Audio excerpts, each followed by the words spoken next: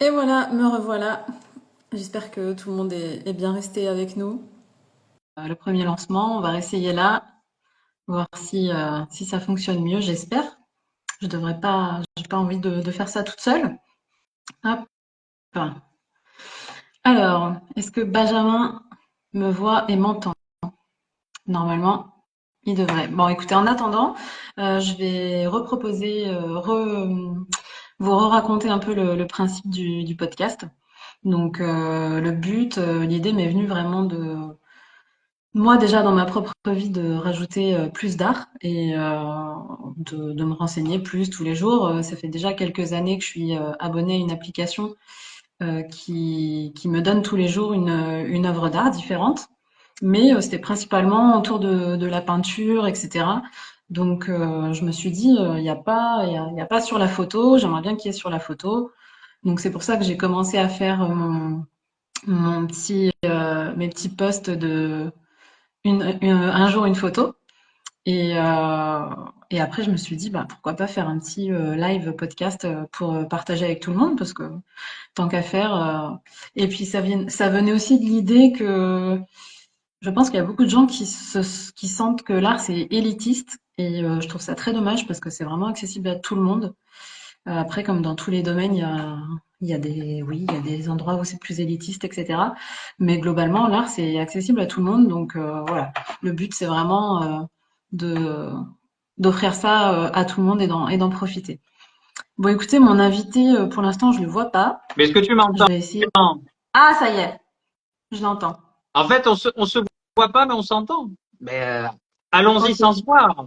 Ok, ben écoutez, est-ce que vous pouvez nous dire, vous, ceux qui sont là, si vous nous voyez tous les deux, comment ça se passe? Parce que Si c'est vous- c'est bizarre. Je comprends pas pourquoi normalement on devrait se voir tous les deux comme on était tout à l'heure. Ben oui, c'est bizarre. Mais je t'entends, c'est un problème. Mais c'est dès que il y a une demande, nous on vous voit les deux. Ben, c'est parfait. C'est Ah, parfait. ah ben voilà, bah du coup vous pouvez attendre un moment. Bon, bah, il y a Ça, c'est que, bon. il y a que moi qui ne verrai pas, tant pis. Oui, bah voilà. On se Bon, bah, connaît. bienvenue Benjamin, merci beaucoup d'avoir répondu à ma demande de Avec plaisir. ce petit nouveau live podcast. J'étais en train je sais pas si tu as entendu, du coup j'étais en train de réexpliquer un petit peu le principe, l'idée que j'avais eue initialement de faire ça. Donc voilà, donc du coup j'ai pensé à toi. Pour ceux qui savent pas, donc Benjamin va se présenter, mais il est écrivain. Donc le but pour moi c'est d'inviter tout type d'artistes.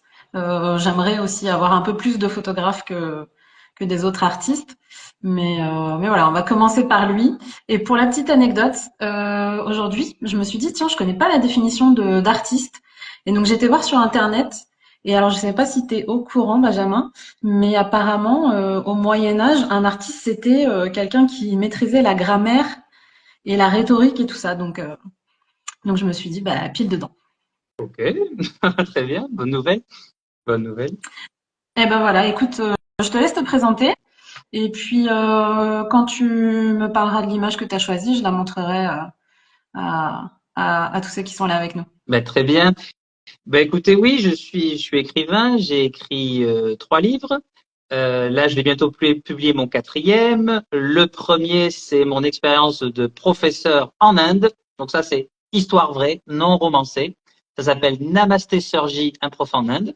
Ça a été mon tout premier livre, que j'en ai fait maintenant une version poche.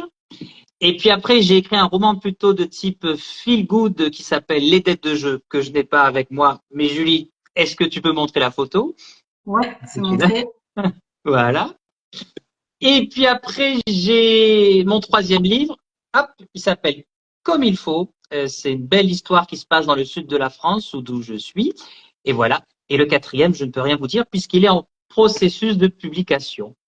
Voilà. Euh, mais je dois dire que j'ai accepté cette rencontre parce que j'adore l'art, j'adore les artistes, quels qu'ils soient.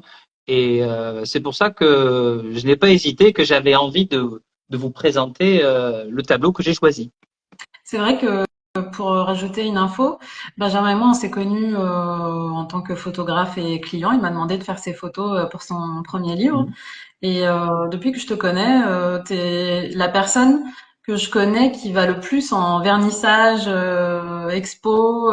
T'es toujours hyper à fond sur les événements culturels et tout. Donc, c'est en plus de ton côté artiste écrivain, c'est vrai que tu as toujours été hyper intéressé par l'art en général. Oui, c'est vrai. Mais alors, sans m'y connaître vraiment d'ailleurs, mais c'est ce que je vais parler là aujourd'hui, c'est que même si je ne connais pas bien l'art, je connais pas bien la technique, comme toute personne, je ressens des émotions. Et comme je suis écrivain, j'ai peut-être pas trop de difficultés pour exprimer mes émotions quand je vois une œuvre, tant à l'oral et encore mieux à l'écrit. Mais justement, c'est ça le but, c'est que on n'a pas besoin de connaître l'art pour l'apprécier. C'est vraiment l'objectif premier que je veux passer à travers ce live podcast, c'est que voilà, les gens et pensez pas que ah ouais, mais moi j'y connais rien à l'art, ah oui, mais ça me parle pas, j'aime pas et tout. Ouais, mais c'est pas grave en fait. Vous pouvez voir d'autres choses. Euh, Moi, je vais manger dans des restaurants. Je suis pas spécialiste en gastronomie, donc voilà. Heureusement qu'on n'a pas besoin d'être spécialiste dans quelque chose pour apprécier, quoi. Absolument, absolument, absolument. Tout à fait d'accord. Bon, alors on y va pour cette photo. Enfin, Oui, s'il te plaît. cette J'adore ce peinture, pardon. tableau, cette peinture. Allez, alors dis-nous le titre, je vais la montrer. Eh bien, le titre, moi, je ne l'ai même pas noté. Je crois que c'est Richelieu, le siège de La Rochelle. Mhm. Euh, je connais l'auteur de Henri-Paul Motte, 1881, mais le titre exact, excusez-moi, je l'ai pas. Je crois que c'est ça. Je crois que c'est ça. C'est Il est au musée général. de La Rochelle. Donc voilà, je vous propose ce tableau. Vous allez me dire, eh Benjamin, c'est quoi ce truc? Pourquoi ce tableau? Parce que oui, c'est vrai, c'est un tableau qui représente le siège de La Rochelle. Le siège de La Rochelle, c'est 1627-1628. Et ça a été pendant un an pour anéantir une poche de résistance protestante.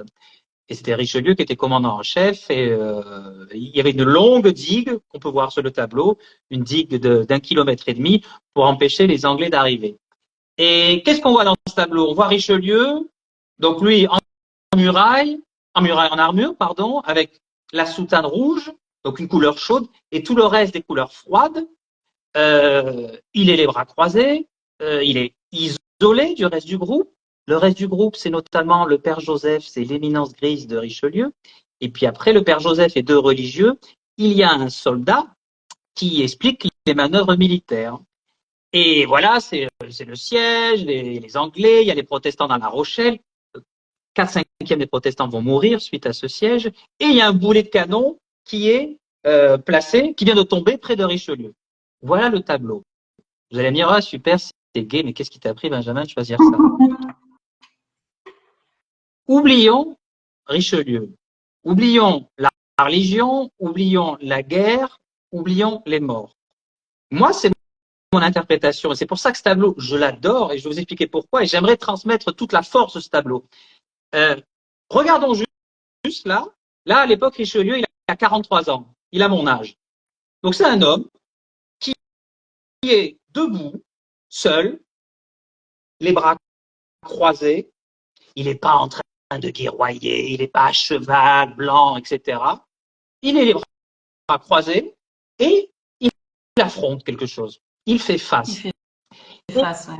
il fait face, bras croisés. Il est là, il attend et il tient tête alors que le boulet de canon vient de tomber.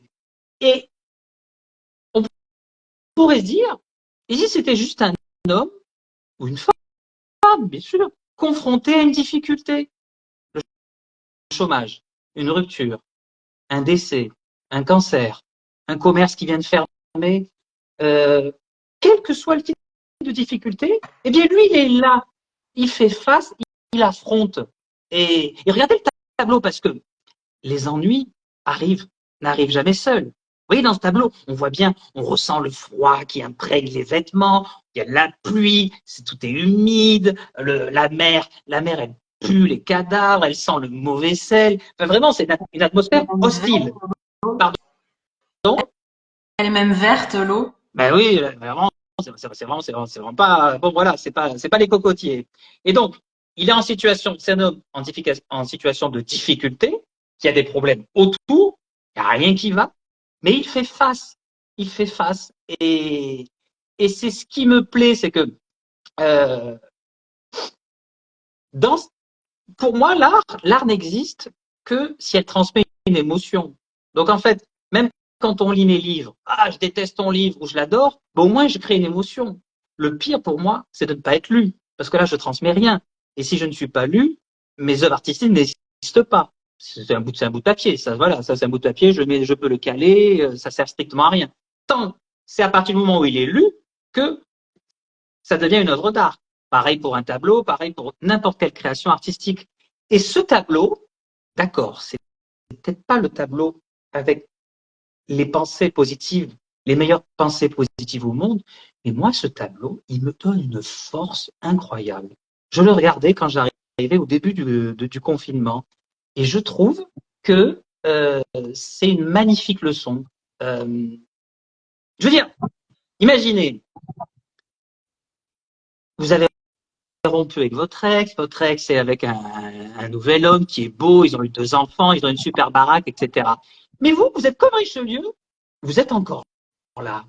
Vous venez de vous faire virer de votre boulot, et bien sûr, le patron, il a promu le plus nul de l'équipe qui a pris votre poste, et peut-être que vous, aujourd'hui, vous êtes en train de trier les salades dans une coopérative, mais vous êtes encore là. Et ce que j'aime avec ce Richelieu, il nous dit pas d'être un vainqueur, même si lui, il va gagner. Il nous dit juste de faire face et d'être un battant. Euh, donc voilà, vous avez créé un commerce, vous avez fait faillite, vous avez perdu de l'argent, mais vous êtes encore là. Vous êtes tous des battants. Nous sommes tous des Richelieu. Alors certains, nous sommes en train de vivre des drames plus difficiles que d'autres, mais nous avons été Richelieu, nous le sommes ou nous le serons. Et ce tableau, moi j'ai envie de vous dire, regardez bien ce tableau et battez-vous, faites face, tenez bon, et ce n'est pas en regardant derrière qu'on va s'en sortir, c'est vraiment en regardant en face. Et il regarde les problèmes, il attend, il a les bras croisés, donc il attend, mais il sera actif, mais il ne s'agite pas, juste c'est un battant. Et moi j'en ai marre de sur les réseaux sociaux, les winners, les winners, les winners. Non, non, ce qu'il faut déjà c'est tenir debout et agir. Et c'est comme ça dans l'humanité qu'on s'en est toujours sorti. Donc voilà pourquoi j'ai choisi ce tableau, parce que pour moi, il me donne, quand j'ai un petit coup de mou, je le regarde et je me dis, allez Benjamin, vas-y aujourd'hui, continue. Bah, ça, je trouve ça génial justement que un tableau comme ça aussi, parce que c'est pas un tableau que beaucoup de gens connaissent, je pense. Bon, il y a des tableaux que tout le monde connaît, qu'on soit intéressé ou pas à l'art, que ce soit Picasso, Dali, voilà, enfin les Monet. Il y a des tableaux comme ça qui restent dans la mémoire des gens. Et celui-là, ça en fait pas partie, mais du coup, on sent qu'il te donne vraiment ça, déjà de la façon dont t'en parles. Et puis, c'est vrai que tout de suite, quand tu dis ça, on le voit en fait dans le tableau. On regarde le tableau une première fois, on dit ouais, ok, c'est bizarre, c'est un peu terne les couleurs. Parce que moi, du coup, je vois aussi le côté des couleurs. Et puis Richelieu comme ça qui ressort vachement en rouge sur ces couleurs assez ternes. Et puis en fait, quand on t'écoute, on se dit mais oui, en fait, c'est trop ça. Et c'est exact. Quand tu m'en as parlé, quand on a préparé ce live, je me suis dit mais c'est exactement ça que je veux en fait dans ce live podcast, c'est que les gens se rendent compte toutes les émotions que l'art peut nous apporter. Et toi, en l'occurrence, cette motivation. L'art, ça peut être aussi une motivation.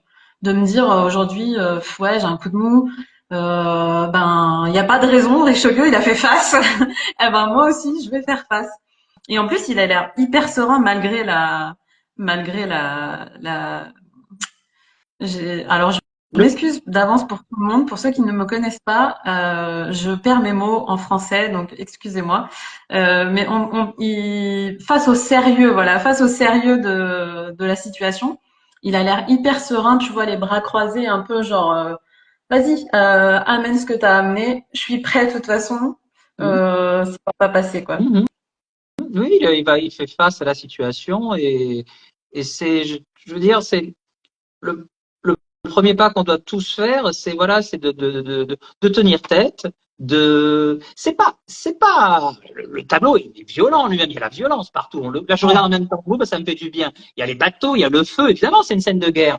Mais on peut le voir aussi pour quelqu'un qui résiste, quelqu'un qui se bat et quelqu'un qui tient tête, tout simplement, qui tient tête. C'est les Anglais qui arrivent. Lui, bon, il assiège les protestants, mais voilà, et ce tableau, on voit bien, c'est le point central, c'est Richelieu. Tout le regard est porté sur Richelieu, puisqu'il est en rouge, puisque le reste c'est froid.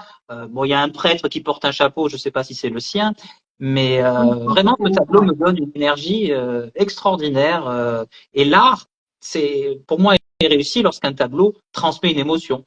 Et moi, je sens une pêche infinie. J'ai envie de courir un marathon. J'ai envie mais même pas courir un marathon. J'ai juste envie de me mettre debout et de faire face. Et c'est ça qui est le message pour moi de ce tableau. Ah bah super. Bah, je pense que on a tous ressenti ça quand tu l'as dit. Enfin, en tout cas, on l'a vu. Si on l'a pas ressenti, on l'a vu, on le comprend très bien. Donc, c'était vraiment le parfait exemple. Et si on va un peu plus sur le côté, pas analyse du tableau et des couleurs, mais voilà, le côté plus esthétique, c'est vrai que, encore une fois, il y a cette force en plein milieu.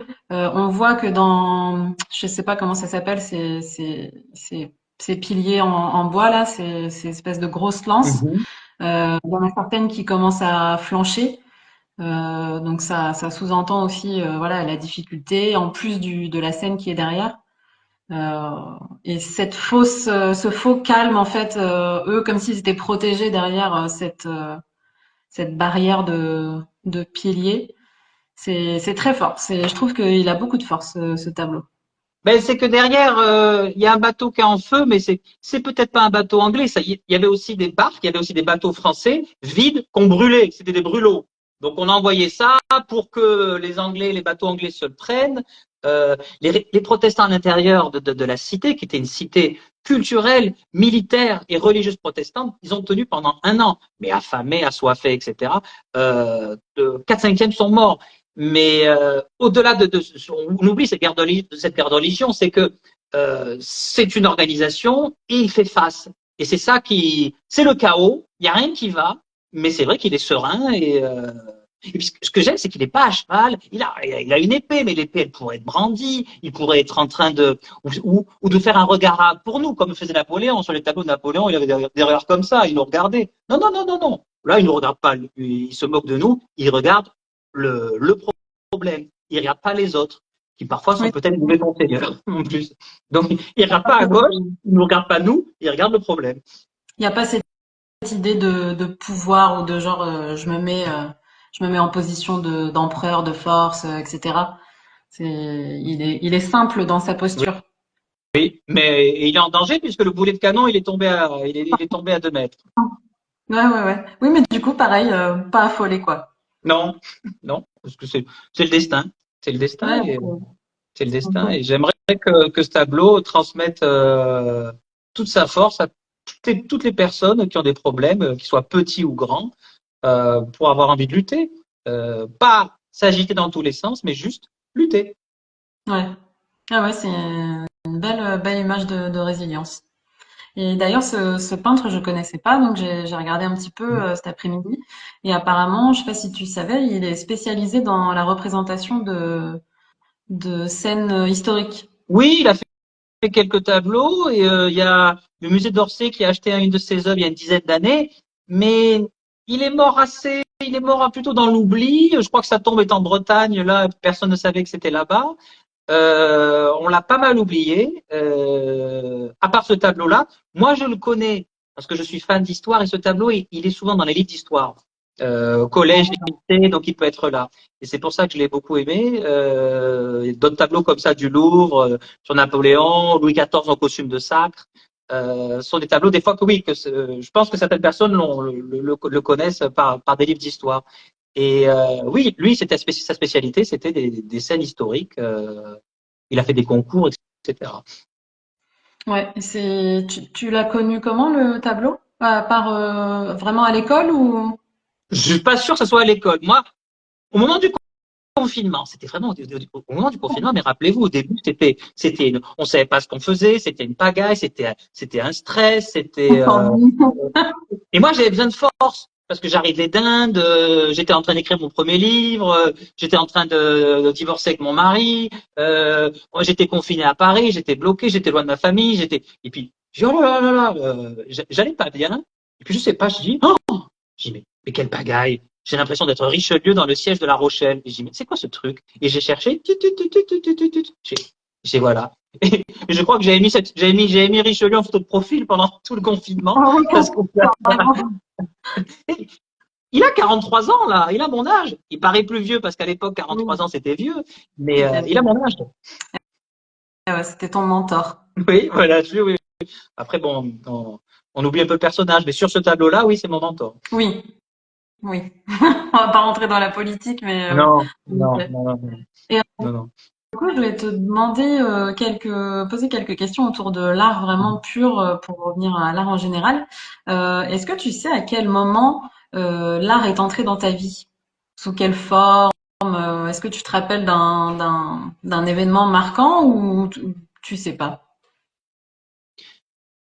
Je, Dans ma famille, il y a quand même une sensibilité artistique parce que mon père était cuisinier et papa, Ok. il dessine très bien et il sculpte sur bois. Donc il avait cette sensibilité. Mon frère aussi, il est artiste performeur.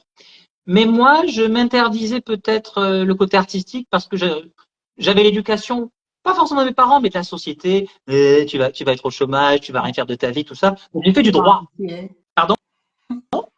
C'est pas un métier. Moi, j'ai entendu ça C'est aussi. pas un métier, tu vas pas en vivre, tu vas galérer, tout ça. Donc moi, j'ai étudié le droit et on peut pas dire que j'ai développé mes sensibilités artistiques. Mais c'est après, par l'écriture, que je me suis rendu compte que j'aimais l'art de plus en plus. Et j'aime plus que l'art, parce que c'est pas l'art que j'aime, moi, c'est les artistes. Ok. J'aime les artistes. J'aime j'aime les soutenir. Moi, je préfère mettre 100 euros J'ai acheté un tableau récemment dans la rue, un type. Je préfère mettre 100 euros dans un tableau que partir un week-end à l'Eria. Donc, voilà, enfin, j'aime bien l'Eria aussi. Mais voilà, j'aime les artistes. Et sans argent, sans soutien, ils en vivent pas. Donc, certains aiment l'art, mais pas trop les artistes. Moi, j'aime plus les artistes que l'art encore, parce que j'aime ces personnes-là qui prennent des risques, qui se battent, qui sont passionnés, qui se remettent en question, qui donnent tout, voilà, c'est là que c'est rentré dans ma vie. Et plus j'écris, plus je suis sensible aux artistes. Et pas les écrivains, bien sûr que je lis tout ça, mais tous les artistes, j'aime vraiment tout. J'aime les photographes, j'aime les sculpteurs, j'aime les acteurs, j'aime les chanteurs. Et voilà, aujourd'hui vous êtes acteur, vous venez de faire une audition, vous avez été refoulé pour la 15e fois, et bien regardez ce tableau, faites face, peut-être que la 16e fois sera bonne. Ouais. Et est-ce que Je toi, pense. en tant qu'écrivain, tu te considères comme artiste? Oui, oui, bien sûr, l'écriture Et est un et art, bien sûr. alors que la photo Mais, ne fait pas d'ailleurs. pardon? Alors que la photo ne fait pas partie des 7 arts majeurs. Ah bon? Non, Ah bon. ça a été ajouté après, mais ça fait pas partie des 7 arts majeurs, malheureusement. Exact, ouais. Je savais pas. Moi, je sais que la BD c'est le 8e, si je me trompe pas. Mais bon, de toute façon, pour moi, tout ce qui est création. Mais moi, je mets la cuisine aussi. Papa, quand il cuisinait, il mettait tout son amour, toute sa technique. Il faisait quelque chose de joli, qui provoquait des émotions. Ah, c'est fort, c'est salé, c'est sucré, etc. Et quand j'écris, pareil, pareil. Donc voilà. Et c'est comme ça que j'ai connu l'art. Bah, Quels tu sont- vois, dans la définition que j'avais cherchée cet après-midi, ils disent donc définition d'un artiste, il y a plusieurs définitions. Individu faisant une œuvre, cultivant ou maîtrisant un art, donc bon après il faut chercher un art, un savoir-faire, une technique. Il y avait une autre définition que moi j'aime beaucoup parce que ça fait partie de mes leitmotivs. Définition du Robert, personne qui se voue à l'expression du beau. Donc le beau, ça veut pas dire Hmm. ah, Hmm. c'est joli à regarder. Non, c'est le beau avec un B majuscule, quoi. D'accord. Et moi, une de mes expressions favorites que j'ai notée d'ailleurs sur ma biographie Instagram et Facebook, c'est la beauté sauvera le monde. Parce que je suis convaincue que c'est ce qui, oui, ce qui aide les gens dans la vie de tous les jours. Parce que, comme tu dis, c'est des émotions. Et les émotions, c'est ce qui nous aide à pas pencher du côté obscur de la force. Après, un tableau peut nous dégoûter, peut nous révolter, peut nous choquer. C'est une émotion. C'est pas, ça peut être des émotions très négatives. Mais l'essentiel, c'est que ça provoque quelque chose. Si on regarde une photo et que je dis, quelqu'un dise que c'est propre à chacun. Donc, il y a l'œuvre que l'on produit. Moi, mon travail, c'est d'écrire des livres. J'écris des livres. Mais après, il y a le livre qui est lu par la personne. Donc, il y a un double travail. Et si bon, il lit le livre et il dit bah, rien, ben voilà, il n'y a aucune émotion. Donc, il vaut mieux que vous même provoquer quelque chose de fort, au moins que ça peut être de la colère, de la tristesse, du désespoir, de la mélancolie, vraiment beaucoup de choses. Bah oui, comme on dit dans le marketing, il n'y a pas de mauvaise pub. Enfin, oui, si, c'est ça, je crois qu'on dit. Toute pub est bonne à prendre, quoi. Donc, vaut mieux que quelqu'un n'aime pas notre travail, mais du coup, il s'en rappelle parce que ça l'a marqué, il n'aime pas, que quelqu'un qui se rappelle même pas de nous parce que ça lui a rien procuré du tout, que ce soit positif ou négatif, quoi. Exactement. Bon, bah très bien. J'ai une autre question. Je voulais savoir, est-ce que tu penses que l'art est à la portée de tout le monde? Nous ressentons tous des émotions. Donc l'art est à la portée de tout le monde puisque il suffit juste d'écouter ces émotions comme j'essaie de le faire avec ce tableau. Et par exemple, dans mes livres, notamment le Comme il faut, il y a des lecteurs qui viennent me voir et ils me disent ah mais Benjamin, là, c'est ça, c'est ça, c'est ça et ça. Mais dans ma tête, mais pas du tout. Pas. Ils interprètent tes mots? Mais c'est correct, c'est correct. Ils disent oui, là c'est une critique, etc. Et je fais ah, je l'avais pas vu comme ça. Ah bon, ah oui, ah oui, et oui. Et comme les mots ont des fois des sens particuliers, ah oui, par exemple, là le quatrième que je suis en train d'écrire, euh, des fois, ceux qui l'ont lu un peu en avant-première, certains m'ont dit oh c'est drôle. Il y a beaucoup de passages là c'est drôle.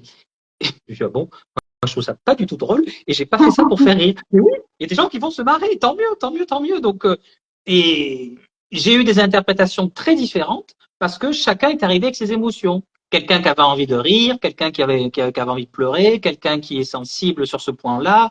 Euh, il y a par exemple, j'ai vu Laurence, elle est dans ce chat en plus, elle a lu avant mon livre, le 4, elle m'a dit, il y a une scène, j'ai arrêté, il m'a fallu un mois pour reprendre, quoi. Il y avait quelque chose qui, Oh. elle, l'a touché énormément, énormément.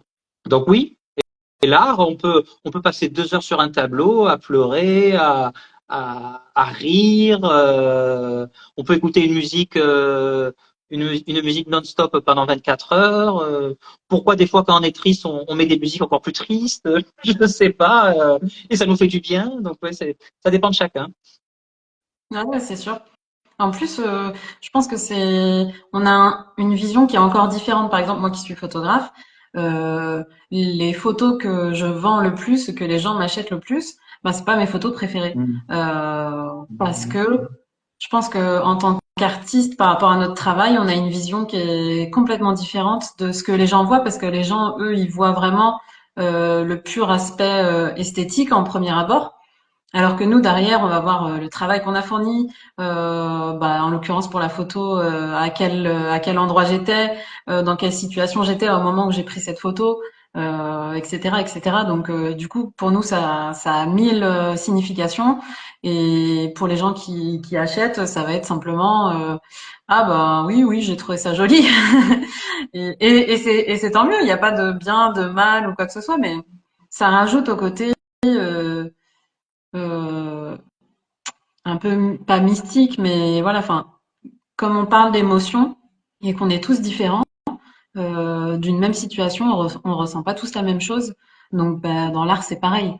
D'une même œuvre d'art, on va pas tous ressentir la même chose. Ça dépend aussi beaucoup de notre vécu, de notre caractère. Mais je pense en tout cas qu'il y en a pour tout le monde, ça c'est sûr. Donc les gens qui disent que ah ils aiment pas l'art, je pense que c'est une erreur. C'est plus qu'ils n'ont pas découvert encore quelque chose qu'ils aiment. J'ai eu un peu la même chose. avec le vin. Pendant très longtemps, j'ai dit non, mais moi, j'aime pas le vin, j'aime pas ça, jusqu'à ce que je rencontre une amie qui se reconnaîtra, qui a grandi avec des vignerons dans sa famille et du coup qui m'a fait apprécier le vin parce qu'elle a su comment me l'amener, comment me faire découvrir et comment apprécier ça. Donc, je pense que l'art, c'est la même chose. Il faut juste que les gens gardent l'esprit ouvert et se disent bon, ok, ça j'aime pas, mais au moins j'ai vu quoi.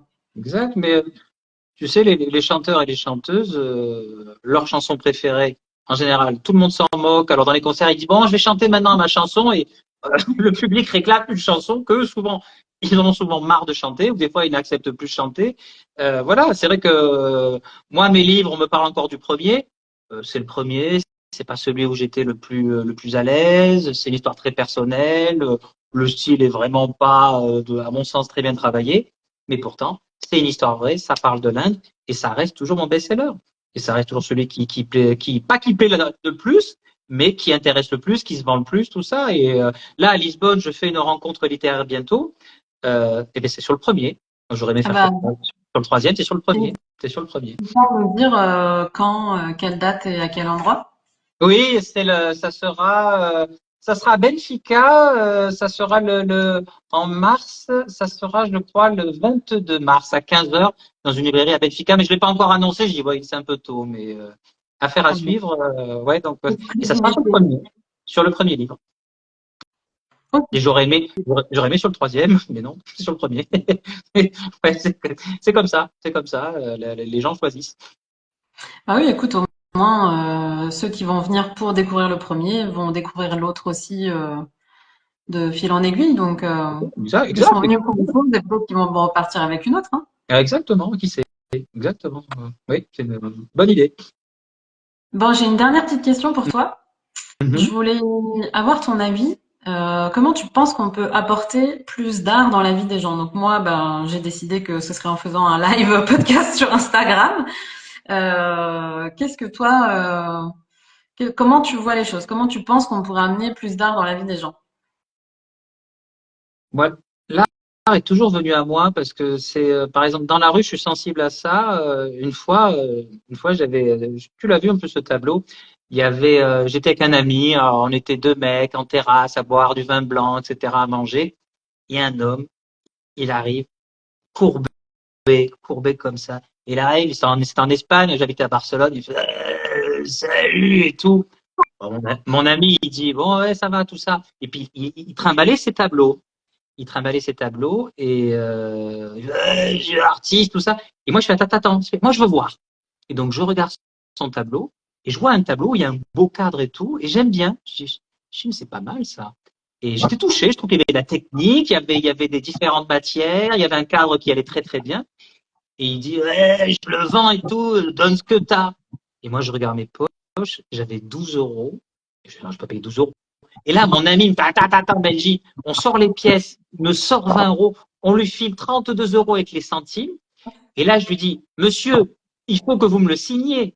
Il fait, ah, je vais voir. Il prend le tableau, il va dans le restaurant, il se fait envoyer bouler, il va dans un autre endroit, il retourne le tableau, il signe une écriture totalement bourrée pour Benji avec amour en espagnol. Moi, j'adore ce tableau. Donc voilà, l'art, des fois, en fait, tous les jours, l'art vient à nous.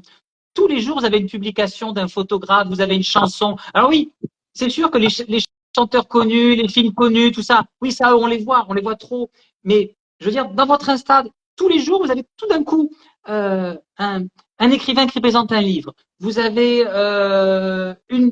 Moi, j'hallucine. Des fois, je vois des comptes de photographes professionnels qui ne sont pas suivis, alors que je vois des greluches qui sont en maillot, qui se montrent à Ibiza. Elles font 200 000 followers. Mais je vais jamais suivre la greluche sur Ibiza.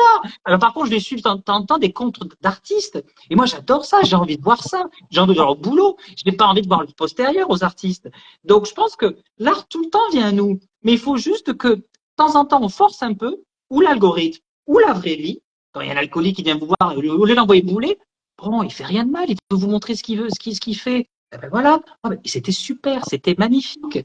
Donc, l'art, tous les jours, l'art est présent. Tous les jours, l'art se présente à nous. Et souvent, on n'a pas le temps. Alors qu'on a le temps, dans un petit marché, on peut regarder un peu ce que font les créateurs. On peut aller voir. On peut juste ouvrir. Ça prend 30 secondes des fois. Et voilà l'intérêt. Et je pense que on n'a pas besoin de faire des efforts. Tous les jours, l'art vient à nous. Ouais. Faut juste être réceptif, quoi. Je crois. Je crois. Je pense que ça se perd. C'est un bon exemple que tu donnais, que, que du coup, une nana de télé-réalité va avoir plus d'impact sur les réseaux sociaux qu'un artiste. C'est la triste réalité. Et toi et moi, on en a déjà discuté plusieurs fois. On sait aussi que quand on montre notre travail comparé à quand on montre notre tête, la différence, elle est énorme. Sur une photo de notre tête, on va avoir 30 fois plus de réactions que sur une image de notre travail, quoi. Et c'est parfois triste parce que du coup, on sait plus, ok, si les gens nous suivent pour notre travail ou pour notre tête, quoi. Et le pire, c'est que parfois, il y en a, ils connaissent notre tête, mais ils connaissent pas notre travail. Donc, moi, ça m'est arrivé plein de fois où je poste des choses, les gens ne comprennent même pas que c'est moi qui ai fait ces photos. Euh, c'est parfois ça semble complètement dingue. Et Julie, je sais pas si tu as vu, il y a des gens qui posent des questions. Si toi tu veux y répondre aussi, tu peux. Regarde, est-ce que la sensibilité artistique se perd selon vous? Hum, je sais pas parce que j'ai pensé à ça justement et je me disais, tu sais, quand bon, moi j'ai fait de l'histoire de l'art, donc j'ai analysé un peu les différentes époques depuis que l'art existe, l'art pictural surtout. Et on se rend compte qu'il y a énormément d'artistes que tout le monde connaît aujourd'hui qui sont morts inconnus, quoi. Donc aujourd'hui, on en parle comme des stars dans leur domaine, mais de leur vivant, ils étaient dans la même galère que nous, quoi. Donc dans un sens, j'ai envie de dire oui. Je pense qu'on devient de plus en plus bête. Mais dans un autre sens, je me dis peut-être pas tant que ça, quoi. Sauf que maintenant, c'est différent. Je pense qu'à l'époque, justement, c'était peut-être plus élitiste qu'aujourd'hui, l'art. Et aujourd'hui, c'est accessible à tout le monde. Les musées qui sont gratuits une bonne partie du temps. Ils font plein de choses pour attirer du monde. Donc moi, je pense pas. Toi, qu'est-ce que tu en dirais? Je pense que il y a toujours la sensibilité artistique, mais ce qui parfois on aime l'art, mais on oublie l'artiste. Et c'est triste d'être reconnu à sa mort.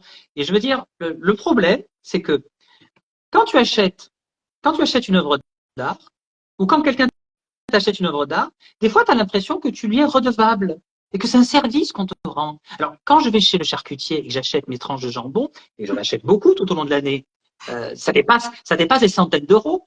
Mais je ne demande pas à ce que le charcutier soit me remercie pour cet achat, etc. Et des fois, on a l'impression que c'est un service. Que quand on me lit des fois gratuitement, etc., il faut que je dise merci. Bah oui, oui, j'ai envie de dire merci, d'accord, mais bon, je veux dire, c'est pas parce que je lui dis je t'achète une photo que tu m'es redevable de quelque chose. Et donc, les artistes, ça je l'ai vu surtout sur LinkedIn, on n'est pas valorisé au niveau de nos conditions matérielles. C'est ça le pire. Et ça ne changera pas, ça n'a jamais changé, à part quelques-uns. Depuis le Moyen-Âge, il y en avait quelques-uns qui travaillaient auprès du roi, etc. Mais les autres, ben, tout le monde galérait. Et on a quelques acteurs, quelques chanteurs, quelques écrivains, quelques sculpteurs, quelques créateurs de mode, quelques verriers connus, etc.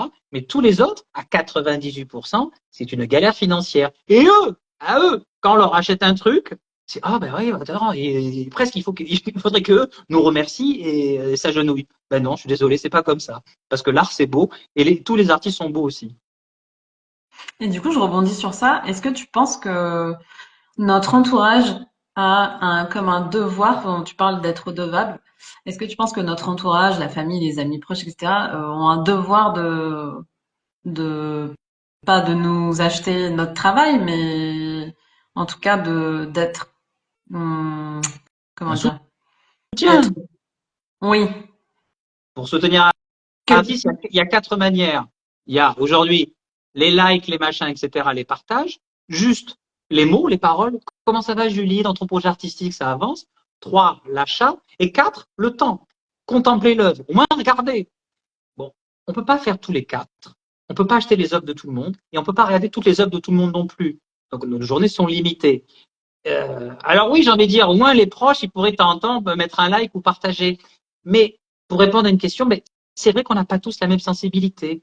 Et par exemple, ça je l'ai compris. Au début, j'étais très frustré avec mon premier livre. J'étais très frustré quand mes amis me soutenaient pas, quand ma famille me soutenait pas. Mais je reprends encore l'exemple du boucher que j'ai souvent pris. Euh, Imaginez si moi je suis boucher et que mon frère, il est vegan. Mon frère, il m'aime, mais il va pas liker mes posts sur la viande. Il y a des comptes de bouchers sur TikTok, hein, j'ai vu.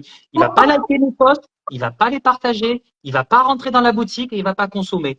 Bon, il pourrait t'entendre dire Benji, ça va la boucherie, mais même ça l'intéresse pas. Donc je l'aide pour autre chose et on tourne la main, on passe la page, sinon ça va être dur, quoi. Mais oui, un soutien, ça serait déjà pas mal. Bah, Mais du coup, je lance la question à ceux qui nous regardent. Est-ce que le boucher est un artiste? Voilà. Vous avez 4 heures. là, non. Là, je pense qu'on peut limiter l'art. Non, non, là, non, là, non. Non, non, non. Alors, Je il y pense a que quelqu'un, il y a Alex qui pose une question pour toi. Il dit, le métier d'écrivain donne-t-il systématiquement une appétence sur les autres formes d'art?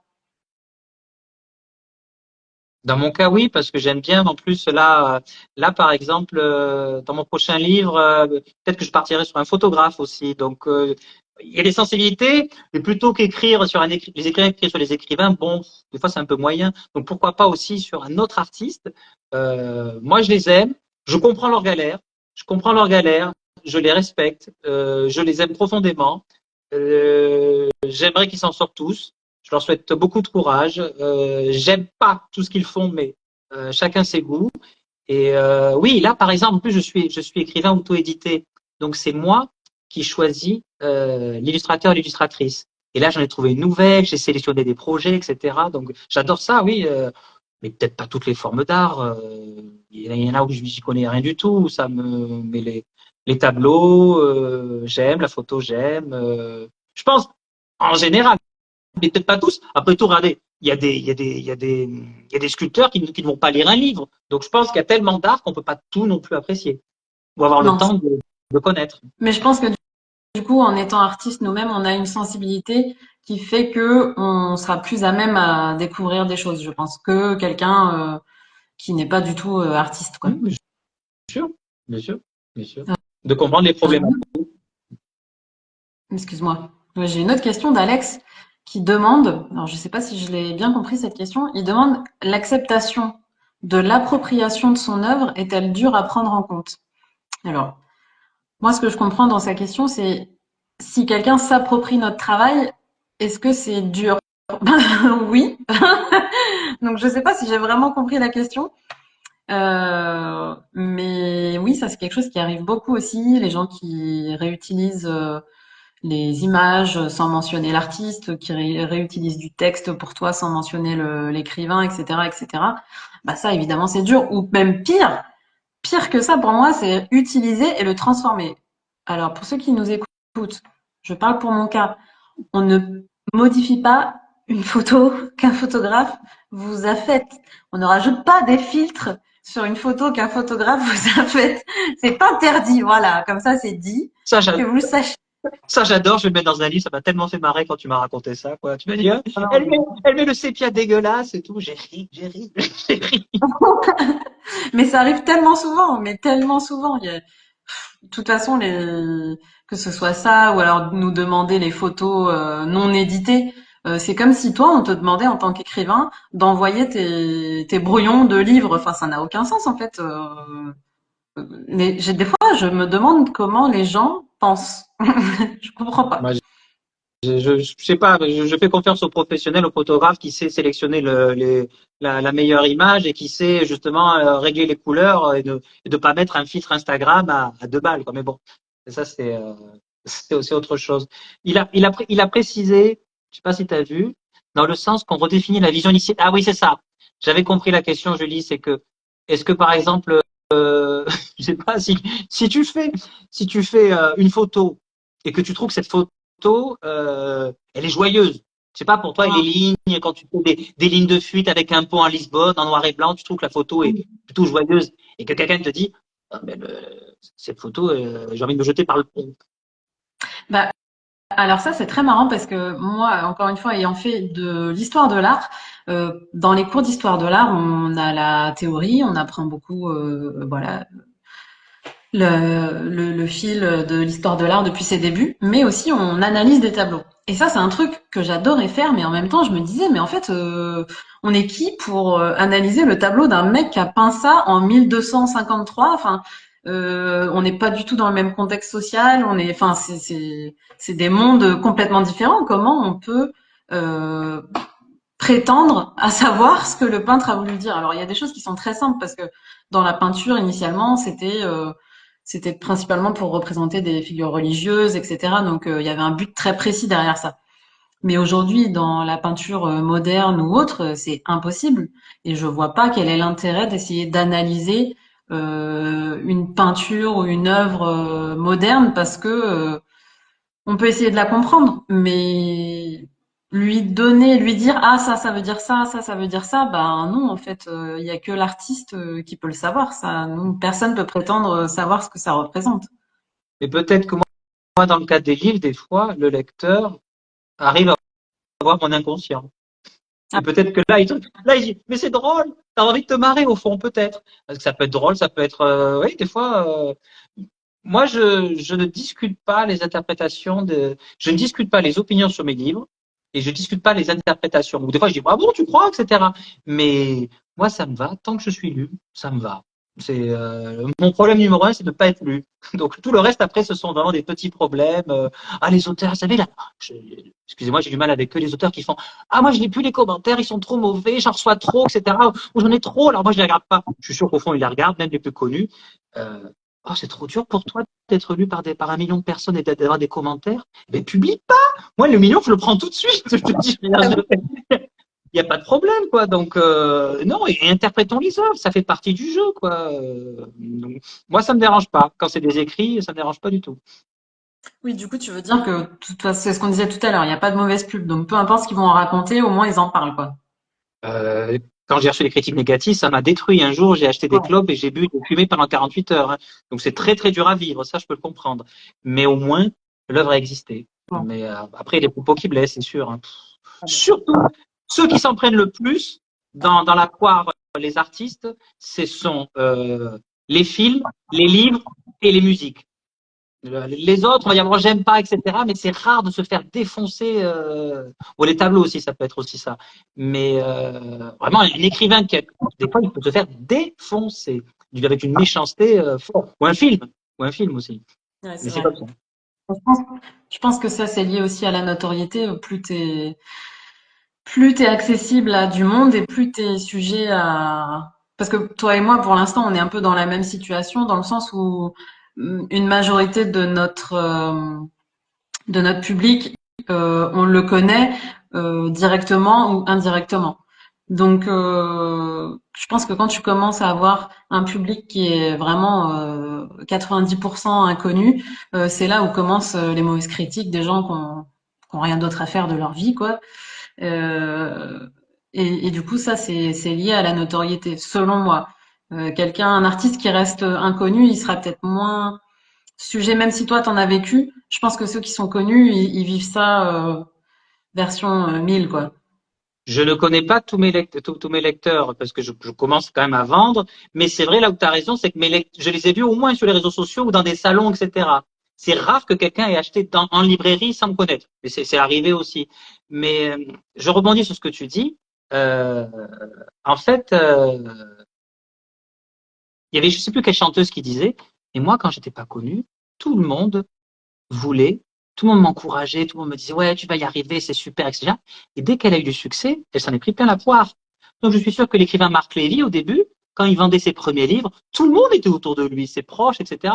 Et donc, mais c'est quand on dépasse une certaine échelle, là, on attire de la haine, de la jalousie, etc., de la médisance. Malheureusement le prix à payer. Mais au début, tout le monde est avec toi. Oui, je t'en sorte. Mais dès qu'on s'en sort, là, il y a des choses dures à vivre. Oui, c'est ça, parce qu'on parle de critique, mais que ce soit clair avec tout le monde, on parle de critique non constructive, quoi. C'est pas, c'est ceux qui critiquent pour critiquer, quoi. C'était Aya Nakamura qui l'avait dit. C'est ça que je me rappelle, qui avait dit ça. Ouais, elle avait dit, mais moi, au début de ma carrière, quand j'étais personne, tout le monde m'adorait, me soutenait, tout ça. Et maintenant que je suis la reine, bah là, je m'en prends pas la poire. Mais tout le monde était derrière moi à mes débuts. Mais Oh. voilà, après, et puis, elle a déchaîné pour les JO, tant de haine, alors que je ne la connaissais même pas, moi. J'ai vu ce qu'elle a fait aux JO, j'ai adoré. Je dis, c'est sympa, c'est joli, la tenue dorée, les invalides. Moi, j'ai trouvé ça très réussi. Et je la connaissais pas, et après, j'ai téléchargé une musique. Mais voilà, c'était Ah, donc, et ce elle a tout déferlement gagné. de haine, la folie, la folie. Elle a tout gagné parce que nous, c'est exactement ce qu'on disait tout à l'heure. Tu vois, ce qui t'est arrivé avec Aya Nakamura, c'est exactement ce que nous, on souhaite aussi. Que si dans tout ce qu'on fait, il y a un moment donné, il y a une personne qui s'est dit, ah, finalement, j'aime bien, eh ben, voilà, enfin, pour moi, c'est tout gagné, en tout cas. Ah oui, mais moi je l'ai revu et j'adore ce qu'elle a fait au JO. Je trouve ça, genre, c'est du playback, mais peu importe. C'était vraiment très joli, esthétiquement, c'était très joli cette scène. J'ai beaucoup aimé. Et je l'ai revu avec plaisir. Je trouve ça beau. Je trouve ça beau et je trouve que ça donne la pêche. Il y a un contraste avec les gardes et tout. Artistiquement, moi, la scène me plaît. Donc là, j'ai été ému. J'ai vu quelques images après coup, mais j'ai pas vraiment regardé, donc je pourrais pas dire. Bon, puis ça, c'est pareil, hein, la musique, ou même les gens qui disent ah bah oui, mais du coup, elle parle pas français ou pas ci ou pas ça. Bah, en fait, la langue, elle évolue depuis tellement longtemps. Nous, le français que ils veulent tellement défendre aujourd'hui, les Français d'il y a 200 ans, ils le parlaient pas, quoi. Donc, Exactement, exactement. Bon, il y avait du racisme, il y avait parce que c'est une femme, parce qu'elle est noire, parce qu'elle est sexy, etc. Il y a plein de choses comme ça, mais c'était très bien. Son passage était très bien et je la connaissais pas. Alors au début, je me suis dit, bon, ouais, ça sera peut-être mauvais. Et j'ai vraiment été séduit par le personnage par le show, par la musique. Je l'écoute pas en boucle, c'est pas mon genre, mais il y en avait pour tous les genres, je pense. Et justement, les JO, ça a été réussi parce qu'il y en avait un peu pour tous les genres, hmm. artistiquement. Et c'est ça qui était bon, à mon avis. Il y avait de la Marseillaise, etc. Il y avait de tout, de tout, de tout, de la musique. Il y avait de la musique classique. Il y avait il y avait du Airbnb. Il y avait de tout, tout, tout, tout. Il y avait Film Catherine, le moment le fou, etc. J'ai adoré aussi sa représentation. J'ai ri. C'était génial. Donc voilà. Donc voilà. Ça, c'est une autre vision des choses aujourd'hui. Il y a quelque temps, tout à l'heure, on parlait de l'art, de la sensibilité face à l'art, est-ce que ça a changé, etc. D'avoir des événements aujourd'hui qui représentent autant de diversité dans l'art, c'est génial parce que avant, on était soit de la Renaissance, soit du baroque, soit du gothique. Enfin, c'était très catalogué, quoi. Donc aujourd'hui, ça, c'est une grande richesse de pouvoir en avoir vraiment pour tous les goûts. Exactement. Mais aussi d'aller à la rencontre et de ne pas prendre de haut les artistes. Moi, j'espère que quand quelqu'un vient à moi, même si je dis, ah, c'est qui celui-là, etc. Au moins, je regarde. Et les illustratrices, là, pour mon prochain livre, j'ai reçu, parce que j'ai fait un message sur LinkedIn, j'ai reçu une centaine de candidatures. Et Ah, je regardais le travail de tout le monde. Je répondais non à tout le monde. Ne fais pas aux autres ce que tu n'aimerais pas qu'on te fasse. Donc j'ai mademoiselle, j'aime beaucoup votre travail, tout ça, mais nos univers sont différents. Voilà. Mais je répondais négativement à tout le monde. Ça m'a pris du temps, mais c'est une marque de respect parce que ces gens-là se sont présentés à moi. Ils ont montré ce qu'ils se sont mis à nu. Ils m'ont montré ce qu'ils faisaient. Et puis voilà. Et j'ai répondu. Et je pense que ce soit que ce soit un prix Nobel de littérature ou la petite grand-mère qui vient d'écrire un livre et qui en vendra 20 copies, on n'est pas obligé de l'acheter, on n'est pas obligé de la soutenir, on n'est pas obligé de l'écouter, on n'est pas obligé de partager, de liker ses publications si c'est en ligne. Mais je pense que si un jour elle vient à nous, on n'est peut-être pas obligé d'être désagréable. Ce serait déjà un non, grand pas. Ce non, serait un grand pas. non, c'est sûr. Parce qu'elle Bon, a je du prends une courage. dernière, pardon, je prends une dernière Elle a- question d'Alex et après, on pourrait parler des heures, hein, on le sait, mais bon. Euh, Lundi alors, prochain, Alex, c'est encore moi. Mettez des cœurs et je reviens. Non, je déconne. allez, qui veut que Benjamin revienne au Non, non, prochain c'est live? grave. C'est grave. Attention, attention, tu vas te prendre des critiques négatives. Pardon, dernière question, je t'en prie, excuse-moi. Alors, Alex demande, est-ce que pour devenir artiste, vous conseillez obligatoirement de se désensibiliser un peu face à la dureté des consommateurs? Est-ce que je peux répondre? Vas-y, oui, toi. Alors, moi, je dirais surtout pas, en fait, parce que du moment où tu te désensibilises, ben, tu perds ce côté artistique, en fait. Comme on disait au début de l'épisode, L'art, c'est des émotions. Donc en fait, ces émotions, elles vont venir te secouer, certes de façon peu positive, mais ce que ça va t'apporter, ça va être un regard nouveau sur ton travail, sur ta façon de voir les choses. Donc non, je pense qu'il faut se protéger et faire la part des choses, même si c'est pas toujours facile. Et croyez-moi, je suis hypersensible, donc c'est des discussions que j'ai tous les jours avec mon chéri. Comment je fais pour gérer telle ou telle remarque de telle ou telle personne. Donc c'est un travail de tous les jours, mais en vrai, c'est ce qui parfois, peut-être que inconsciemment, parfois on a besoin que quelqu'un nous fasse une sale critique pour nous donner un petit coup de pied au cul. Peut-être qu'un jour quelqu'un va dire quelque chose et puis on va se dire ah ben du coup je vais te prouver que voilà. Donc peu importe les raisons, dans tous les cas ça va être comme un moteur en fait d'une certaine façon pour soi créer plus. Et s'il y en a que ça dégoûte au point de d'arrêter leur art, je pense que c'est pas forcément à cause des autres, c'est plus un problème de confiance en soi et Oui, confiance dans son travail, quoi. exactement. Bon, bah parfait, c'était d'accord. Merci. Au revoir.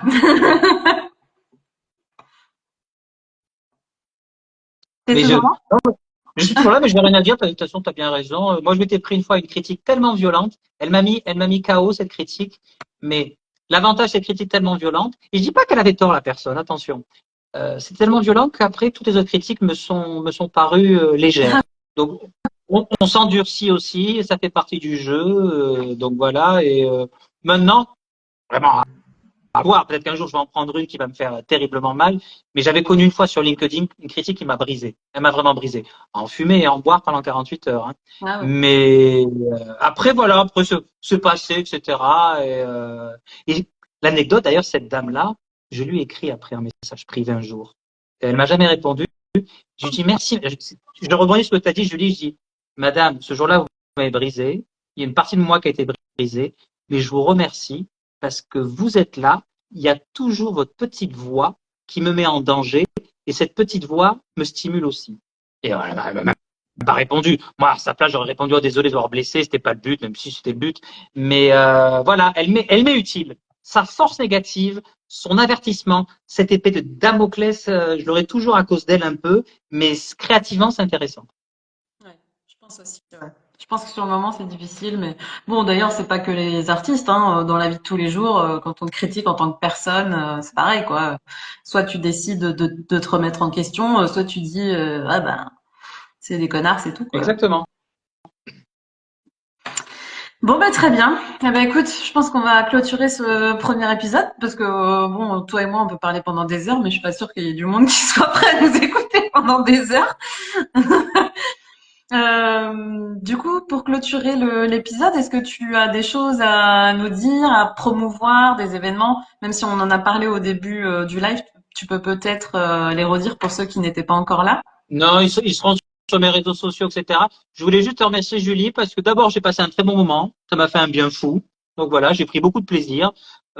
C'était très agréable pour moi de participer. On va en parler après par message privé. Mais merci, Julie. J'ai beaucoup apprécié de faire cette rencontre, les questions.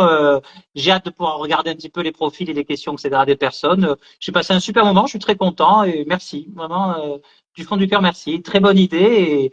Et j'espère qu'il y aura plein d'autres occasions de ce que tu es en train de faire. Je trouve l'idée Ah géniale. bah, merci beaucoup, merci à toi d'avoir accepté. C'est pas un exercice que tout le monde est prêt à faire, donc merci encore.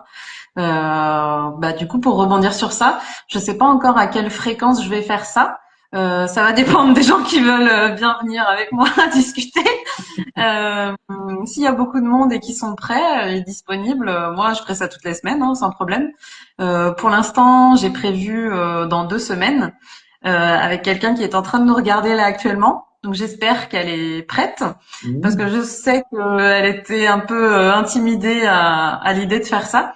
Donc voilà, c'est une de mes meilleures amies qui est photographe et donc du coup, ça serait intéressant. Voilà, j'ai aussi des coachs, j'ai des peintres, j'ai prévu aussi de contacter des galeristes. Il y a aussi une artiste que j'ai découvert à Lisbonne, dont j'adore le travail. Je lui ai pas encore demandé, mais elle regarde pas, donc ce sera pas la surprise.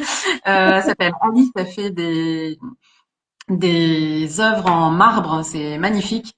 Donc voilà, j'ai prévu plein de profils différents pour justement avoir des avis différents. Euh, voilà, on verra. Ah bah du coup, Adeline s'est dénoncée. Elle a dit, je ne suis pas une aussi bonne oratrice. Mais si, mais il faut arrêter. Elle a pas confiance en elle. Je vais lui envoyer lui des critiques négatives. Ça va la motiver. Oui. Faut être naturel, il faut être soi-même, etc. On oublie la caméra, puis faut raconter ce qu'on a envie de raconter, c'est tout. Exactement. Et du coup, j'aimerais le dire à ceux qui nous regardent et à ceux qui aimeraient participer. S'il y en a qui ont envie de participer, bien sûr, envoyez-moi un message. Et j'ai choisi de faire un live, justement parce que moi-même, j'ai du mal à me regarder en vidéo. Mais je me suis dit, si j'enregistre, je vais recommencer 36 fois parce que je vais dire, oh là là, j'ai des tics de langage. Ah ben là, ben non, mes cheveux, ils étaient pas bien mis. J'avais pas envie de rentrer dans ça parce qu'à la base, je le fais vraiment pour un kiff personnel. Et donc pour moi, le live, c'était le meilleur moyen d'être le plus authentique possible, quoi, et d'avoir des réactions à chaud. Donc voilà. Encore merci pour ça. Merci à Euh, je vous souhaite, toi. euh, je vous souhaite à tous une très bonne soirée. Merci d'avoir participé à notre discussion. Je suis contente que ça vous ait plu. Et bah, j'espère que ça va faire que grandir et qu'on peut, si à chaque fois on peut toucher au moins une ou deux personnes et que ça donne envie à des gens d'aller voir de l'art sous toutes ses formes, eh ben, j'ai tout gagné. Merci à tous. Gros bisous. Ciao, ciao. Ciao, ciao.